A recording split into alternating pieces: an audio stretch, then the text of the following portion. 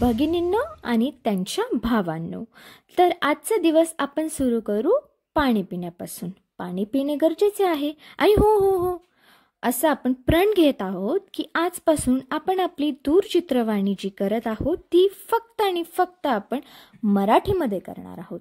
तर काही शब्दांचे अर्थ मला मराठीमध्ये माहीत नाही, तर ते तुम्ही कृपया सांगायचे कष्ट घ्यावेत अशी माझी नम्र विनंती. आणि काही चुकले तर माफीही असावी. तर इथे आमचा खेळ खेळण्याचं चालू होतं. तर खेळ असा की मी लपले होते आणि आमचे नवरोबा गेले होते फ्रेश व्हायला. त्यांना मला द्यायचा होता धप्पा, पण तो उलटाच माझ्यावरती झाला, कारण की ते तर मला इथे बघून पुढे गेले आणि जे अंग पुसायचे कापड असते ते त्याच्यासोबत खेळत राहिले. आले आणि मी इथं कशीबशी लपले होते. माझ्या डोक्यालाही लागलं, ज्याच्यावरती आपण विश्राम करतो ते खूप जोरात लागलं, पण ते काही लवकर आले नाही. म्हटलं जाऊ द्यात. आल्यानंतर त्यांना विचारलं, ते म्हटले मला माहीत होतं.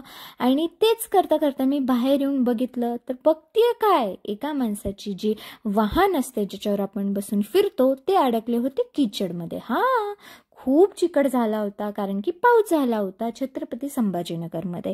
आणि तेच सांगताना पळत पळत आले मी सांगायला नवरोजींना, पण माझ्याकडून चुकीने पाणी सांडले माझ्याकडून. तर काम पुसून घेणं आपलंच आहे. हां, आपण ज्या चुका करतो त्या नीट करणं आपलंच काम आहे, दुसरं कोणी येणार नाही. तर पाणी सांडलं तर मीच पुसत आहे.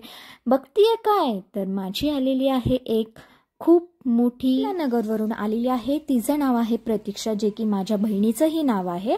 आणि तिची मावशी इथे राहते. त्यांनी मला पाहिलं, मग ती बोलली मी येऊ कधी भेटायला. मी म्हटलं ये. आणि ती खरंच खूप छान होती. ती आज जाणार होती, रक्षाबंधनानिमित्त आली होती, तर तिने तिच्या भावांना राखी बांधली. तर भेटूया आपण दुसऱ्या दूरचित्रवाणीमध्ये.